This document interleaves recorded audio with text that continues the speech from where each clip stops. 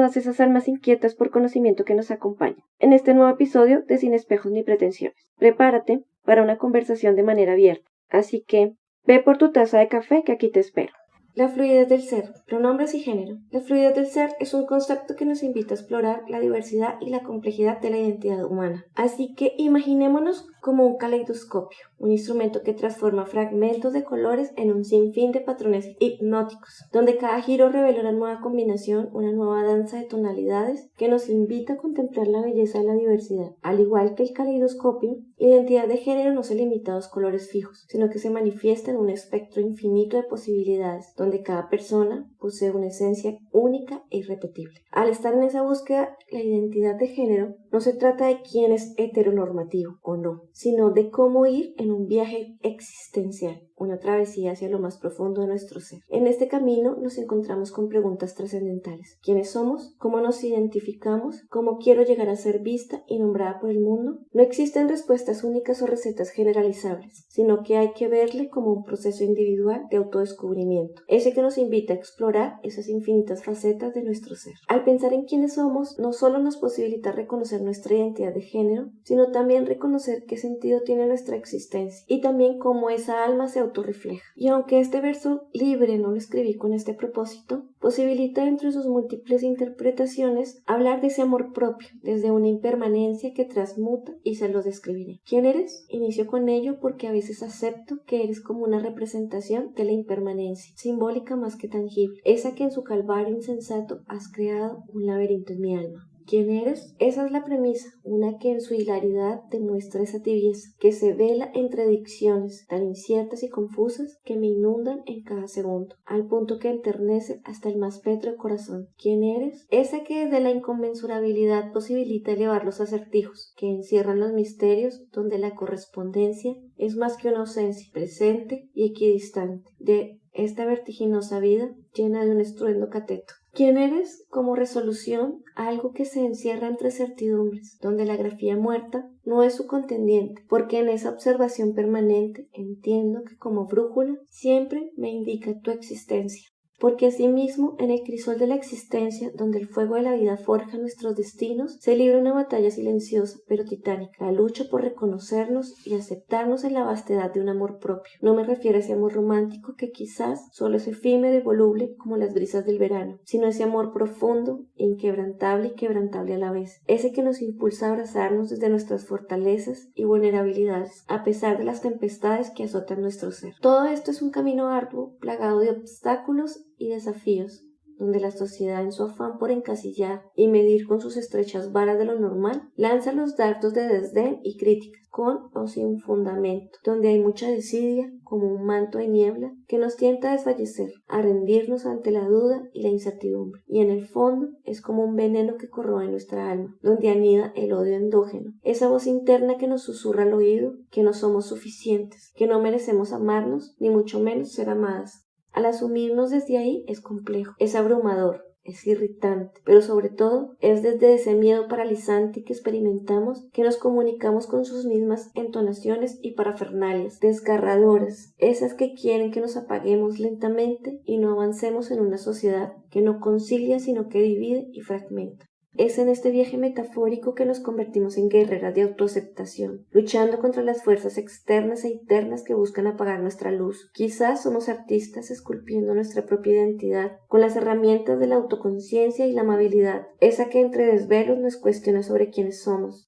Ahí es cuando empezamos a reconocer que no es un camino fácil, pero es un camino necesario. Es un camino que nos conduce a una liberación, a una paz interior y a una plenitud de nuestro ser. Es un camino que nos permite reconocernos como las obras maestras que somos, unas dignas de amor y respeto, no solo por parte de los demás, sino y sobre todo por parte de nosotras mismas. Es por eso que desde este discurso un tanto reiterativo es que debemos aceptar y reconocer que la sociedad tradicional nos ha condicionado a alejarnos de pensar sobre quiénes somos, cómo es ese sentido a nuestra existencia, y a concebir por otro lado que el género es como una dicotomía rígida, llámese hombre o mujer. Sin embargo, esta visión binaria no refleja la verdadera complejidad de la experiencia humana. Es por eso que hablar de fluidez de género dentro de la argumentación, desde cualquier perspectiva, nos invita a reconocer sus posibles limitantes y a percibir la existencia de un espectro infinito de identidades, donde cada persona posee una esencia única. Eso es igual que con los pronombres que usamos para referirnos tanto a nosotras mismas como a las otras personas, que son más que una omisión consentida o no de simples palabras. Son ventanas que nos permiten asomarnos a esa alma, a su identidad más profunda y a respetar sus pronombres con los que cada una prefiere ser identificada. Por un lado, demostramos empatía, comprensión y aceptación. Eso es un acto de respeto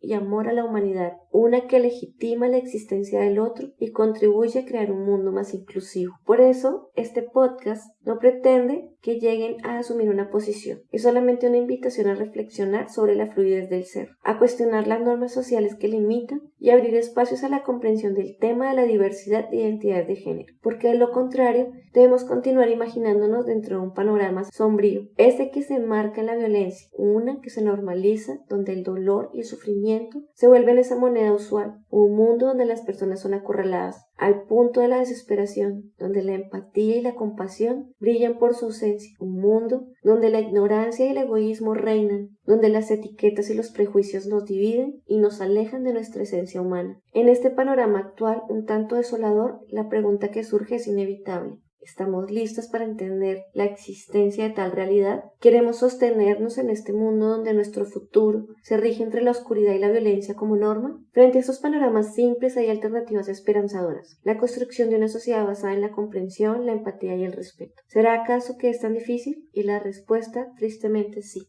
¿Cómo lograr equilibrar un mundo donde las diferencias no sean motivo de división, pero para ello es necesario iniciar un proceso de profunda transformación individual y colectiva? No me cansaré de decir que debemos cultivar la empatía, dejando de popularizarla como palabra y dándole la connotación correspondiente, la capacidad de ponernos en el lugar de la otra persona y sentir su dolor. ¿Es posible tal cosa? La respuesta es sí. ¿Pero estamos dispuestas a hacerlo? La respuesta queda entre paréntesis, porque para ello debemos aprender a escuchar con atención, sin juzgar ni condenar desde ni arrogancia. Debemos ser conscientes de nuestras palabras y acciones y del impacto que éstas pueden tener en los demás, porque al mirarnos en el espejo no solo vemos nuestro rostro, sino también el reflejo de ese mundo interior. Pero para construir un mundo mejor, debemos comenzar por transformar nuestro propio ser, por cultivar nuestros valores como la compasión y el respeto. ¿Será que con todo lo anterior, entonces ahora sí estamos listas para hablar de este tema?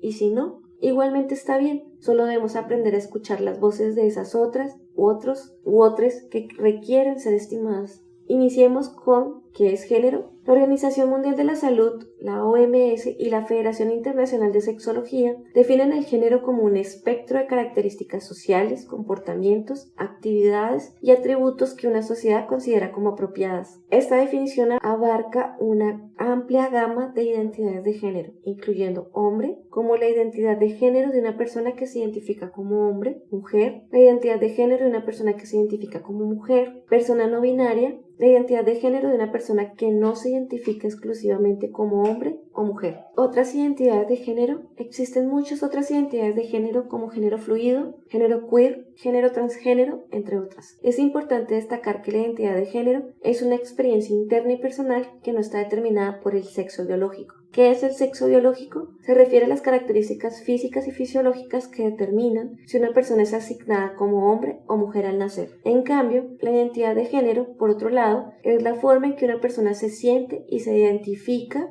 en relación con su género. Ahora observémoslo desde distintas disciplinas. Desde la antropología, el género se define como una construcción social y cultural que asigna roles, comportamientos, actividades y atributos a las personas en función de su sexo biológico. A diferencia del sexo biológico que se basa en características físicas y fisiológicas, el género es un concepto social que varía a lo largo del tiempo y entre diferentes culturas. La antropología del género es una subdisciplina de la antropología que se dedica a estudiar las relaciones de género en diferentes sociedades. Esta subdisciplina ha surgido en respuesta a las críticas que se le hacían a la antropología clásica por su enfoque androcéntrico que tendía a invisibilizar a las mujeres y sus experiencias. Algunos de los puntos claves de la perspectiva antropológica sobre el género son: 1. Que el género es una construcción social, es decir, que no es algo natural o biológico, sino que es una construcción que se aprende y se reproduce a través de la cultura. 2. Que el género es fluido y variable. Eso quiere decir que no es una categoría binaria fija, hombre o mujer, sino que es un espectro, una gran variedad de posibilidades. Y aquí es cuando comenzamos a percibir como fundamento la palabra fluido.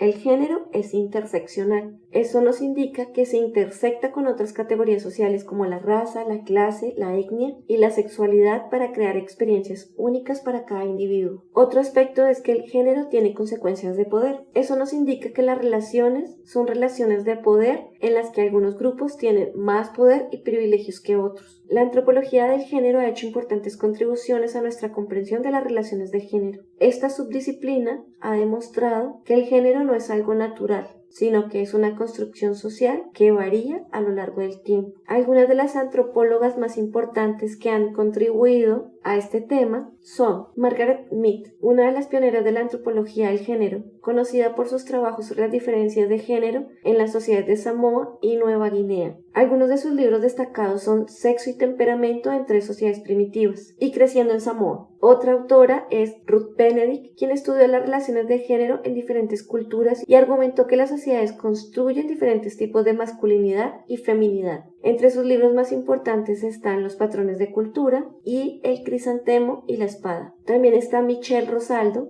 quien exploró cómo las relaciones de género se manifiestan en la vida cotidiana. Y entre sus libros más importantes está La textura de la vida y Verdaderos y falsos gemelos. Y como me gusta complicarme con la literatura, tenemos a Judith Butler. Es una filósofa y teórica feminista que ha desarrollado una teoría del género performativo. A su vez argumenta que el género se realiza a través de actos repetitivos. Su trabajo es matizado y complejo, pero también es accesible, porque desafía nuestras suposiciones sobre el mundo que nos rodea. Dentro de sus libros más importantes e interesantes se encuentra El género en disputa, quien argumenta que el género no es una esencia interna sino una construcción social que se realiza a través de actos repetitivos. Esta teoría ha tenido un gran impacto en la forma en que comprendemos el género, la sexualidad y la identidad. Otro de sus libros es Cuerpos que importan. Este libro explora la relación entre el cuerpo y el género. Otro de sus libros es ¿Qué significa género? En el 2009. Este libro ofrece una introducción clara y accesible a su teoría del género performativo. Otro de sus libros es Deshacer el género, publicado en el 2010. Reúne una colección de ensayos sobre el género, la sexualidad y la identidad. Con todo lo anterior reconocemos que la antropología del género es una subdisciplina en constante evolución que continúa proporcionando nuevas perspectivas sobre las relaciones de género. Como subdisciplina es esencial para comprender cómo el género afecta nuestras vidas y para trabajar hacia una sociedad más justa e igualitaria. Desde el campo de la psicología, el género es visto como un concepto complejo y multifacético que ha sido definido de diversas maneras por diferentes psicólogos. Sin embargo, hay algunos puntos claves en los que la mayoría de los psicólogos están de acuerdo con algunos aspectos que he mencionado desde la antropología, como que el género es una construcción social, el género es un espectro, el género es interseccional, el género tiene consecuencias de poder. Los psicólogos estudian el género desde una variedad de perspectivas, incluyendo la psicología del desarrollo, la psicología social,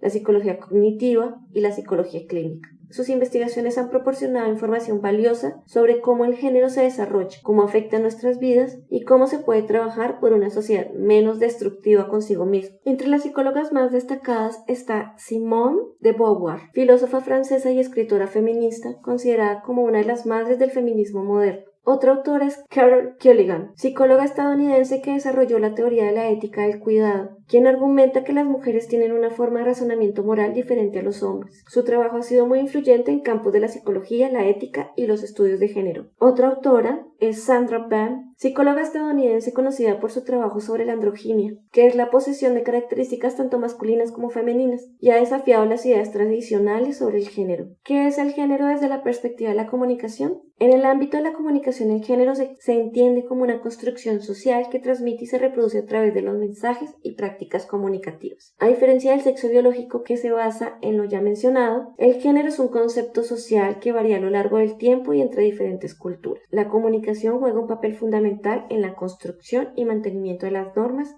y expectativas de género. Algunos aspectos clave del género en la comunicación son el lenguaje, que es una herramienta poderosa para construir y reforzar las normas de género. Por ejemplo, el uso de pronombres masculinos genéricos como él, hombre, para referirse a todas las personas puede invisibilizar a las mujeres y las personas no binarias. Los medios de comunicación, como la televisión, la radio y la prensa, pueden perpetuar estereotipos de género y presentar imágenes limitadas de lo que significa ser hombre o mujer. La publicidad a menudo utiliza imágenes y mensajes sexistas para vender productos y servicios. Esto puede contribuir a la cosificación de las mujeres y la presión para que las personas se ajusten a ciertos roles de género tradicionales. La comunicación interpersonal es la forma en cómo nos comunicamos con los demás y también está influenciada por el género. Por ejemplo, las mujeres y los hombres pueden utilizar diferentes estilos de comunicación y las expectativas sobre cómo se deben expresar las emociones pueden variar según el género. Además tenemos la comunicación con enfoque de género. La comunicación con enfoque de género es una perspectiva que busca promover la equidad de género y desafiar las normas y expectativas dañinas. Esta perspectiva se basa en los siguientes principios. El primero es visibilizar la diversidad de género. Es importante reconocer que el género es un espectro y que no hay una única forma de ser hombre o mujer. 2. Evitar el lenguaje sexista. Se debe utilizar un lenguaje inclusivo que no discrimine ni invisibilice a ningún grupo de personas. 3. Cuestionar los estereotipos de género. Es importante ser conscientes de cómo los estereotipos de género pueden afectar nuestra comunicación y desafiarlos cuando sea necesario. 4. Promover el respeto y la igualdad. La comunicación debe basarse en el respeto mutuo y la igualdad de oportunidades para todas las personas independientemente de su género. Al ser conscientes de cómo el género se construye y reproduce a través de la comunicación, podemos trabajar para crear un mundo donde todas las personas puedan expresarse libremente y ser valoradas por quienes son, no por quienes queremos que sean. Aquí la pregunta es, ¿estaremos dispuestas a hacer eso especialmente desde los discursos cotidianos? ¿Por qué esta dicotomía de género está afectando la comunicación? La dicotomía de género es una rígida división entre hombre y mujer, esa que se infiltra en cada rincón de la sociedad. Esta visión binaria del mundo, lejos de ser concebida como natural o inmutable, es una construcción social que ha moldeado nuestras percepciones, comportamientos y expectativas durante siglos. En el lenguaje, la dicotomía se manifiesta de diversas maneras. El primero son los pronombres. El uso genérico masculino, él, su, invisibiliza a las mujeres y personas no binarias, perpetuando la idea de que lo masculino es la generalidad normativa. La falta de pronombres neutros en español dificulta la visibilización de las personas no binarias en el lenguaje.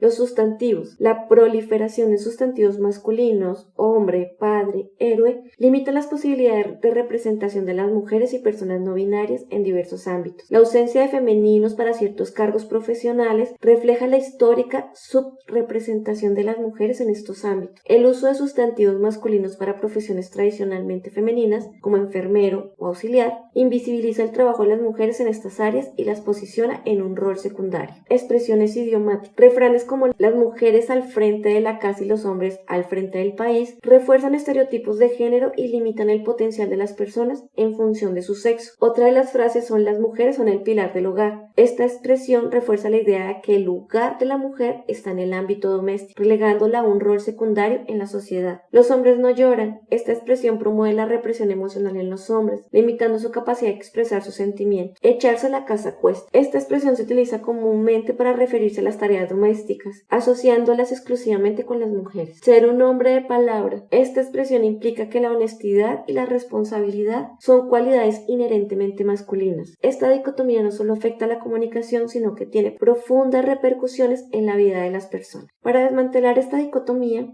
debemos cuestionar cada palabra, cada frase, cada expresión que la refuerza. Además que con estos otros cuestionamientos podremos reflexionar, como por ejemplo, ¿por qué usamos el masculino genérico de forma predeterminada? ¿Qué mensaje transmite esto? ¿Qué tan inclusivo es nuestro lenguaje para las personas no binarias? ¿Qué alternativas podemos explorar? ¿Cómo podemos desafiar los estereotipos de género que se perpetúan en los discursos cotidianos? Frente a esta dicotomía debemos concebirla como un jardín lleno de flores, donde cada una, con su propia belleza y fragancia, la hace especial. Existen más de 40 tipos de flores de lavanda. Hay más de 100 especies de rosas, más de 200 especies de margaritas y más de 25.000 especies de orquídeas, sin contar con los demás tipos de plantas que florecen. Entonces, ¿qué debemos pensar? Esta dicotomía de género sería como intentar clasificar estas flores en solo dos categorías, rojas y azules. Esta clasificación ignora la infinita variedad de colores, formas y aromas que existen en un jardín y aunque cultivemos la misma flor, no será igual, principalmente porque la realidad, muy a pesar de muchos, es mucho más rica y diversa. Será posible que es hora de abrir nuestras percepciones y corazones a un mundo donde el género no sea una limitación, sino un espectro de posibilidades, un mundo donde cada persona pueda expresarse y vivir plenamente, sin las ataduras de una dicotomía que ya no tiene cabida en esta sociedad, una donde se pueda construir un lenguaje más inclusivo, una comunicación más respetuosa y una sociedad más ecuánime para todas, todos y todas. Ahora imagínense en un río caudaloso, donde sus aguas cristalinas posibilitan recorrer un valle verde y exuberante. Este río en su esencia es agua pura sin distinción de género. Sin embargo, a medida que avanza en su curso, se encuentra con diferentes afluentes que le aportan características únicas. Algunos afluentes tiñen sus aguas de un tono azul profundo, simbolizando la masculinidad. Otros le atañen un toque de rosa, representando la feminidad. Pero igualmente este color no identifica a muchos, por lo cual está el morado, que en ese contexto de un movimiento feminista representa la lucha por la igualdad de género, la dignidad, la resistencia y el poder de las mujeres. Otras se identifican con el rojo, porque simboliza la pasión, la fuerza y la sensualidad, y el amor. O el naranja, que es asociado con la alegría y la creatividad. O el verde, que simboliza la naturaleza, la esperanza, la armonía y el crecimiento. E incluso el azul, que representa la tranquilidad, la sabiduría, la intuición y la sensibilidad. Pero asimismo, hay afluentes que aportan colores más allá de la dicotomía tradicional, como el verde de la naturaleza no binaria o el violeta de la fluidez de género. Este río, ahora enriquecido por la diversidad de sus afluentes, continúa su viaje sin perder su esencia, agua cristalina en esencia, donde su caudal refleja la multiplicidad de identidades de género que existen, cada una con sus propias características y matices. Al igual que cualquier río, la identidad de género no es estática ni definida por una sola corriente. Es un fluir constante, moldeado por las experiencias, las emociones y el autoconocimiento de cada persona. Es por eso que en este viaje por la vida, el río encuentra obstáculos y desafíos, rocas que pueden representar la discriminación, la incomprensión y la falta de respeto hacia la diversidad. Sin embargo, como cualquier río, sigue fluyendo, buscando nuevos cauces, adaptándose y aprendiendo de cada obstáculo. Es por eso que es indiscutible que la metáfora del río nos invita a reflexionar sobre la complejidad de la identidad de género. Nos recuerda que cada persona es un universo único, con sus propias historias, su propio río interior. Cuando el río de la identidad de género se contamina, sus aguas cristalinas se ven turbias y su curso se ve alterado. Esta contaminación puede provenir de diversos afluentes tóxicos como los estereotipos de género, que son esas ideas rígidas y limitadas sobre lo que significa ser hombre o mujer impuestas por la sociedad, que llevan a más discriminación, violencia y exclusión. También tenemos la transfobia, que es ese odio y rechazo hacia personas transgénero, quienes no se identifican con el género asignado al nacer, ese que genera constantemente más violencia física, psicológica y social. Y sin lugar a dudas está la binaridad del género, esa idea errónea de que solo existen dos géneros, masculino y femenino, invisibilizando la diversidad de identidades de género como la no binaria, agénero, queer, entre otros. Esta contaminación del río de la identidad de género tiene graves consecuencias para la sociedad y la comunicación. 1. Dificulta la comunicación y el entendimiento. Cuando las personas no pueden expresarse libremente y con respeto sobre su identidad, la comunicación se vuelve tensa y conflictiva. 2. Genera discriminación y violencia. La contaminación del río alimenta la discriminación hacia las personas LGTBQ+, especialmente hacia las personas transgénero y no binarias. 3. Limita el potencial de la sociedad. Al negar la diversidad de identidades de género, la sociedad se pierde la oportunidad de enriquecerse con la experiencia y las perspectivas de las personas. Para limpiar el río de la identidad de género, es necesario un esfuerzo colectivo que involucre a la sociedad, las instituciones y los gobiernos, donde es fundamental 1. Combatir los estereotipos de género. Y eso solo se logra informando desde fuentes válidas sobre la diversidad de identidades de género y promover la igualdad y el respeto hacia todas las personas. Otra es proteger los derechos de las personas transgénero. Eso se consigue garantizando el acceso a la atención médica, el reconocimiento legal de su identidad y la protección contra la discriminación. Y en muchos países eso va en retroceso. 3. Promover la inclusión y la diversidad. Para ello es importante crear espacios seguros y acogedores para todas las personas sin importar su identidad de género. Solo así es que podremos construir una sociedad más justa, equitativa y respetuosa de la diversidad, donde el río de la identidad de género fluya libre y transparentemente, reflejando su riqueza y la belleza de la humanidad. Hace un tiempo una persona me escribió y me indicó, es que ahora todo es más fluido, y aunque intenté indagar por expresar este punto, no comprendí hacia dónde dirigía tal consigna. ¿Será la comunicación? Si era la comunicación y lo que quería era expresar de una manera más abierta temas, no hace una comunicación más fluida, pues el uso de las palabras, tanto escritas como no, son más complejas de lo que se suscribe, por lo cual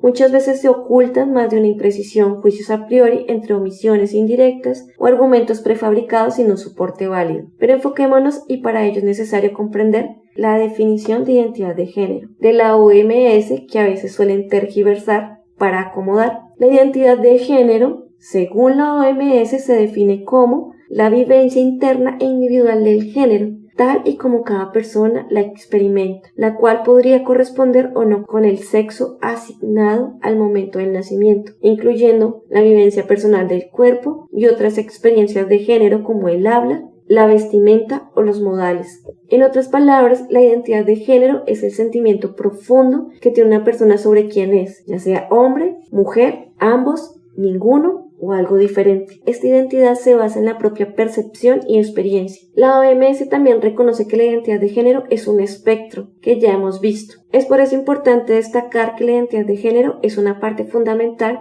de la identidad de cada persona y debe ser respetada. Todas las personas, independientemente de su identidad de género, tienen derecho a vivir una vida plena y libre de discriminación. Ahora imaginémonos esa identidad de género como una casa, un espacio íntimo y personal que define a cada cual y el cómo le ha de representar. Dentro de esa casa hay diferentes habitaciones, cada una tiene su propia función y significado. Tenemos el dormitorio, un espacio que simboliza esa identidad de género más profunda, esa esencia como persona, es donde se siente cómoda, segura y a lo mejor protegida, siendo como quiere ser, sin máscaras ni nada parecido. Tenemos el baño, esa es la habitación que representa una expresión de género, la forma en que se presenta al mundo. Aquí elige sus atuendos y accesorios con los que se identifica y le hacen sentir bien, cómo le gusta y se comporta la manera en que se identifica. También tenemos la sala de estar, un espacio donde simboliza la manera de relacionarse con los demás. Aquí recibe a los que considera sus amigos y familiares, con quienes comparte sus experiencias y construye sus vínculos afectivos. Ahora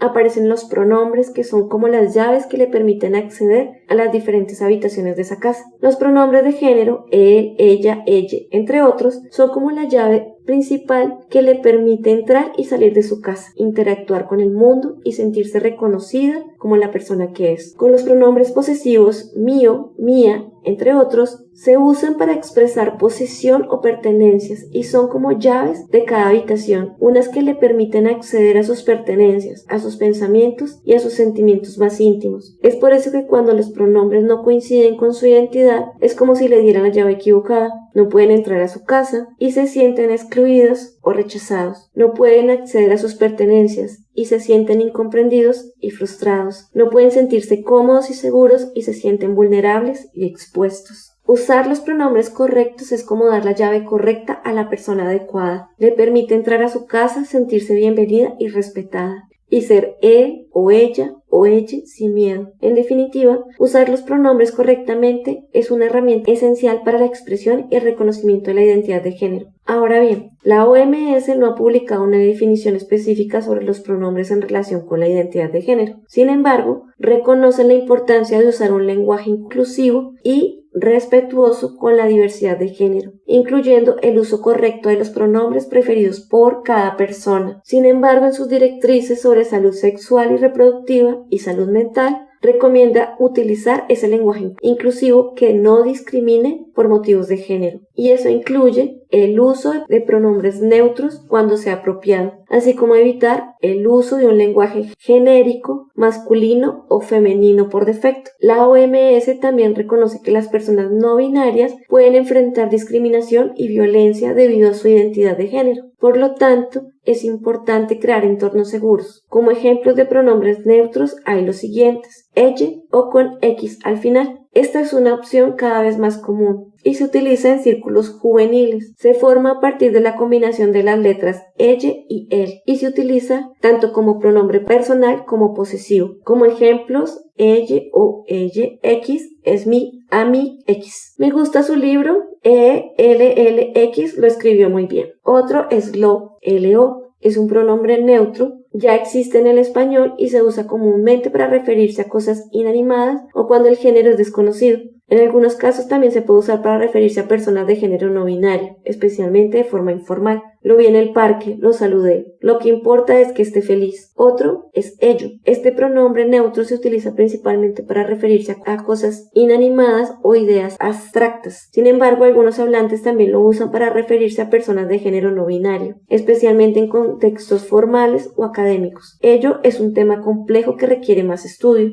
Ello me dijo que vendría a la fiesta. También está les. Este pronombre plural ya existe en el español y se usa comúnmente para referirse a un grupo de personas sin importar su género. En algunos casos también se puede usar para referirse a una persona de género no binario como forma singular de respeto. Les llamé por teléfono pero no contestaron. Les pedí que me ayudaran con la tarea. Una opción más reciente es neutro, que está empezando a ser usada por algunos hablantes y se trata de un pronombre singular, neutro que no tiene equivalente masculino o femenino.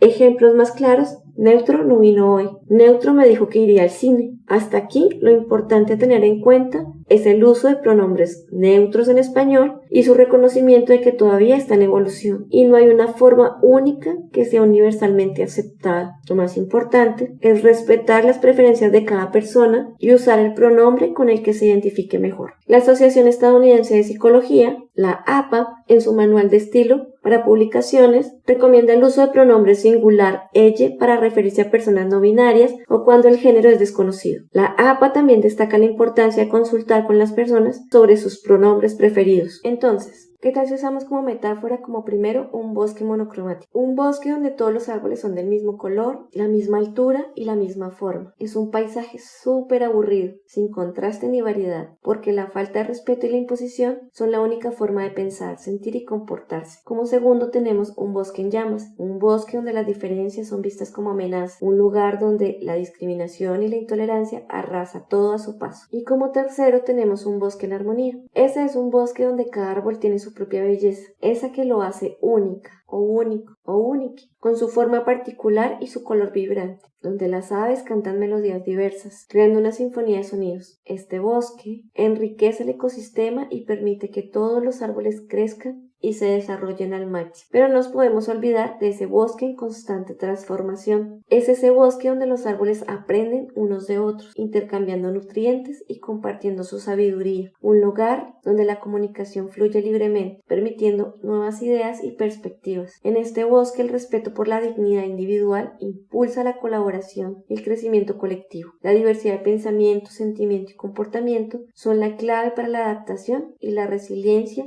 ante la certeza de las incertidumbres. Frente a la imposición de un único modelo, nos limitamos al crecimiento y la evolución. Así suene reiterativo, debo ser enfática en esta afirmación. Entonces, ¿cuál es la importancia de la comunicación en la inclusión, el lenguaje, consigo y la sociedad?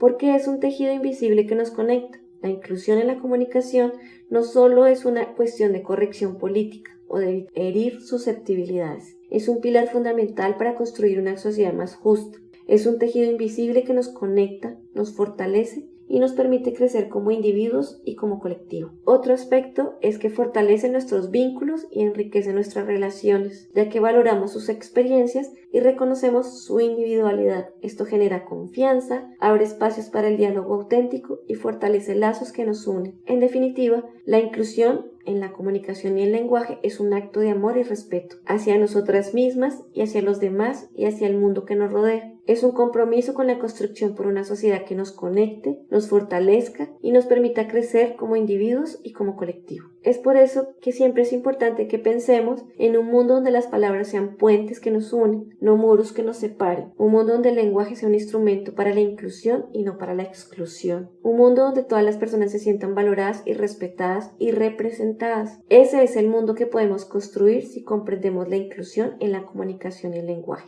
¿Por qué se habla de fluidez del ser con el tema de pronombres y género? Es porque un mundo en constante cambio donde las identidades y las expresiones de género se vuelven cada vez más diversas, surge el concepto de fluidez del ser. Esta idea desafía las categorías tradicionales de género y nos invita a explorar esa naturaleza mutable y compleja de la identidad personal. Con todo esto, ¿qué podemos concluir? Es cierto que la fluidez del ser ha ganado mayor visibilidad en los últimos años, pero la sexualidad sigue siendo un tema tabú en muchas sociedades. Sin embargo, es fundamental abordar la sexualidad de manera abierta, honesta y respetuosa para construir una sociedad más justa. La sexualidad forma parte integral de nuestra identidad y reconocerla y aceptarla es un paso crucial para el autoconocimiento y el bienestar personal. Sin embargo, este proceso no siempre es fácil, ya que las normas sociales y las experiencias familiares pueden generar confusión y conflicto interno. En cuanto a las microagresiones, son los comentarios o acciones sutiles que a menudo se dice que no son intencionales, pero pueden ser hirientes o discriminatorias para las personas con identidades minoritarias. Entre ellas hacia las mujeres que, pese a no ser una minoría estadística, su valía está condicionada a lo que la sociedad quiere de ella, desde un silencio consensuado hasta la hostilidad directa o indirecta, que es una forma más explícita de violencia y discriminación. Por eso que todas, todos y todas debemos superar las microagresiones y la hostilidad, esa que a menudo provienen de la inseguridad y el miedo a lo desconocido, y que se instauró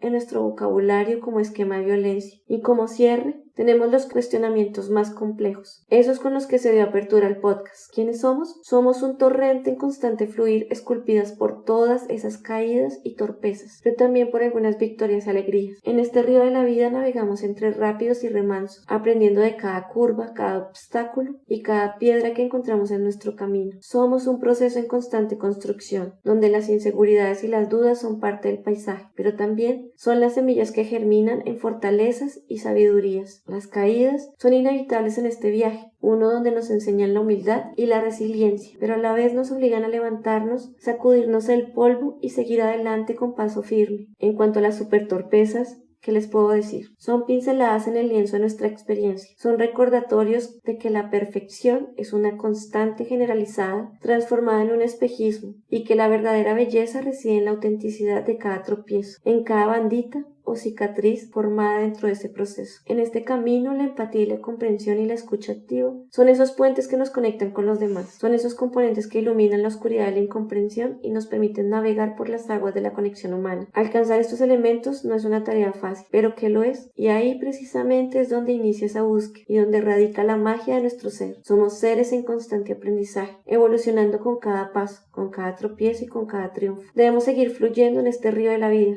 abrazando las caídas, las torpezas y las inseguridades, pero también celebrando los aprendizajes y esas conexiones significativas que en tiempo agradecemos porque aún permanecen y por qué no, aquellas que quizás sin una constante de tiempo pueden ser inmortalizadas, las que nos hacen crecer como individuos y como sociedad, porque somos un torrente en constante fluir, esculpidas por la vida, pero también escultoras o escultores de nuestro propio destino. ¿Cómo nos identificamos? Es una pregunta que nos invita a emprender un viaje introspectivo, a explorar las profundidades de nuestro ser y a descubrir la esencia que nos define. No se trata de una respuesta única o universal, sino de un proceso personal y dinámico que se desarrolla a lo largo de nuestra vida, donde está en observarnos desde dentro y fuera de. La identificación comienza con la autoobservación, mirarnos internamente reconociendo nuestras emociones, pensamientos, valores y creencias. También implica observarnos externamente, cómo interactuamos con el mundo, cómo nos relacionamos con los demás y cómo nos perciben y cuánto esto nos afecta o no. También somos balances imperfectos. Este proceso de autoobservación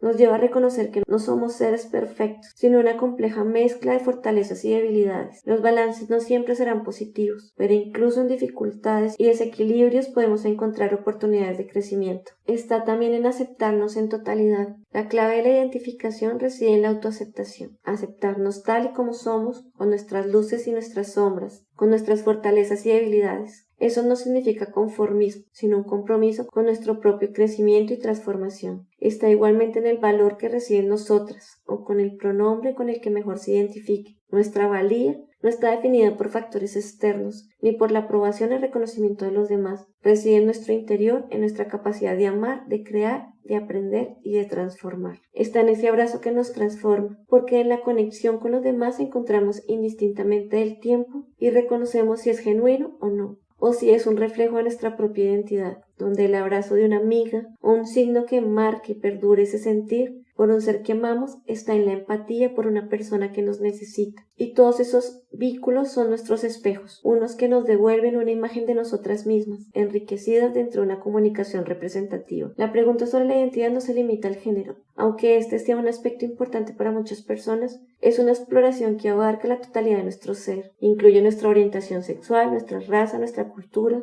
nuestra clase social y cualquier otra característica que nos defina. Somos un femenino invisibilizado. En una sociedad, muchas mujeres luchan por encontrar su lugar, por identificarse con su propio género. La lucha por el reconocimiento y la igualdad de género es una parte fundamental del proceso de identificación. Estamos en un error que nos limita. Creer que nuestra valía depende de la preponderancia social de nuestro género es un error que nos impide alcanzar nuestra plenitud. La verdadera fuerza reside en la autenticidad, sin importar las expectativas externas. Somos una danza que nos identifica, ya que en nuestra danza constante hay un movimiento fluido entre el yo interno y el yo externo, ese que se enriquece con cada experiencia y con cada encuentro, pero sobre todo con cada aprendizaje. Somos un viaje sin fin. En ese viaje de la identidad no hay un final predeterminado. Es un camino que recorremos a lo largo de nuestra vida, aprendiendo, creciendo y transformándonos. Un viaje que nos invita a ser valientes, compasivas y abiertas a la diversidad. Es un proceso de autodescubrimiento, de introspección, de autoaceptación y la conexión con los demás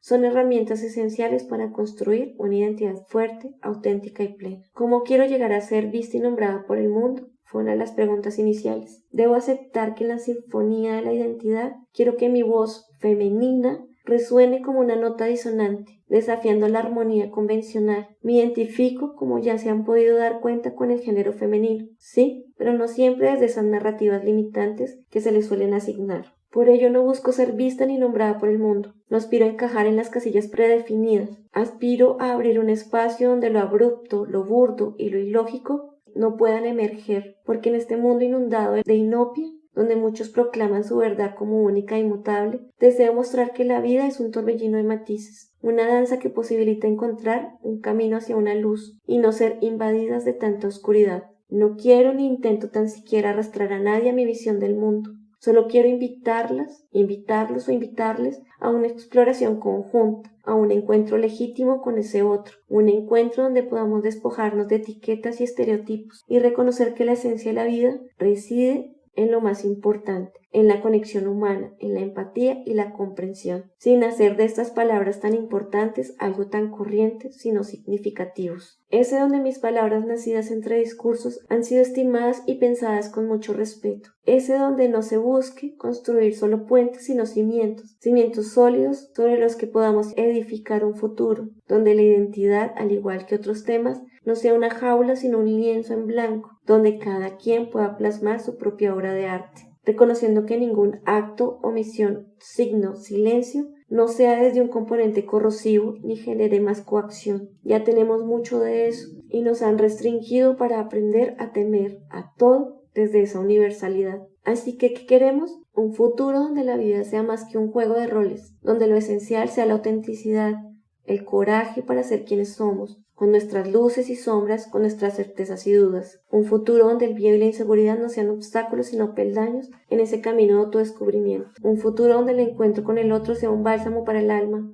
porque en esta sinfonía de paradojas mi voz femenina se alza como un verso a la libertad del ser, una voz que les invita a cuestionar, a pensar y, si ustedes quieren, a romper las cadenas de la conformidad. Y, ¿por qué no?, abrazar la belleza de la imperfección. Una voz que resuena en el corazón de esos que buscan algo más que un lugar en el mundo, que buscan la esencia misma de la existencia. Una voz que, como un faro en la noche, nos posibilita iluminar ese camino, desde nuestro reconocimiento hacia un futuro más humano. Es por eso que en este podcast hemos explorado el concepto de la fluidez del ser y su relación con la identidad, la sexualidad y la comunicación. Hemos navegado por aguas profundas cuestionando normas sociales, desmitificando estereotipos y celebrando la diversidad. Nos hemos preguntado quiénes somos como posibilidad de encuentro con nuestro yo. Hablamos de la fluidez del ser, esa que nos recuerda que la identidad no es algo estático, esa que nos invita a desprendernos de las etiquetas y a abrazar la complejidad de nuestro ser, a aceptar que la sexualidad es una parte integral de nuestra identidad, pero no la define por completo. Es un espectro de posibilidades, de experiencias y de expresiones. A que la comunicación es un puente que nos conecta, a que el camino hacia la autenticidad no es fácil, está lleno de desafíos, de tropiezos y de dudas, pero también está lleno de oportunidades para aprender, crecer y conectarnos. A que en este transitar no estamos solas, Nos acompañan miles de personas que también buscan su lugar en el mundo, donde algunas sí anhelan ser vistas, escuchadas y comprendidas. Y eso no tiene nada de malo. Es porque navegamos hoy en la corriente infinita del ser, donde la identidad se forja en esa autenticidad. Es donde la empatía se cultiva en la comprensión y el crecimiento. Y todo lo anterior solo es el reflejo de nuestra esencia más pura. Es por eso que somos en este devenir una sinfonía de infinitas posibilidades. ¿Y ustedes quiénes son? Espero hayamos construido una red de nociones que nos envuelva, que todas estas palabras abran puertas a nuevas posibilidades y preguntas, y que nos invite a explorar diversas perspectivas. Que cada semana que comienza haya calidez en medio de tanta vicisitud que el mundo nos antepone. Hasta una próxima oportunidad.